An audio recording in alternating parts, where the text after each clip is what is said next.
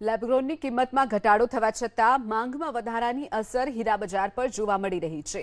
છેલ્લા 12 મહિનામાં 7,500 કરોડની લેબગ્રોન રફ આયાત કરવામાં આવી। દર મહિને અંદાજે 30 થી 40 લાખ કેરેટ રફ ઇમ્પોર્ટ થતી હોવાના આંકડા પર સામે આવ્યું છે। છેલ્લા 2.5 થી 3 વર્ષમાં ડાયમંડ ઇન્ડસ્ટ્રીઝ મંદીમાંથી પસાર થઈ રહી છે। મંદીને કારણે રિયલ ડાયમંડમાં એક્સપોર્ટમાં સતત ઘટાડો નોંધાઈ રહ્યો છે, જેની સામે લેબગ્રોન ડાયમંડની માંગ વધી રહી છે। લેબગ્રોન ડાયમંડની કિંમત ધીરે ધીરે ખાસી ઘટી ગઈ છે। જો કે કિંમત ઘટતા સાથે જ લેબગ્રોન ડાયમંડની માંગ બમણી થઈ છે, જેને લીધે પોલિશ્ડ લેબગ્રોન ડાયમંડની ડિમાન્ડ મુજબ એક્સપોર્ટ કરવા માટે દેશમાં રફ લેબગ્રોન ડાયમંડના ઇમ્પોર્ટનો વધારો થયો છે।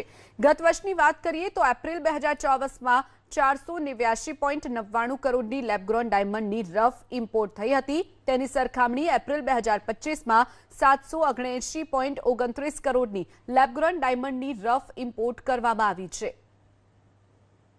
છેલ્લા 3 વર્ષથી ડાયમંડ ઇન્ડસ્ટ્રીની અંદર મંદીના માહોલની વચ્ચે જેમ્સ એન્ડ જ્વેલરી સેક્ટરને એક નવું આયામ મળ્યું છે અને એ છે લેબગ્રોન ડાયમંડ।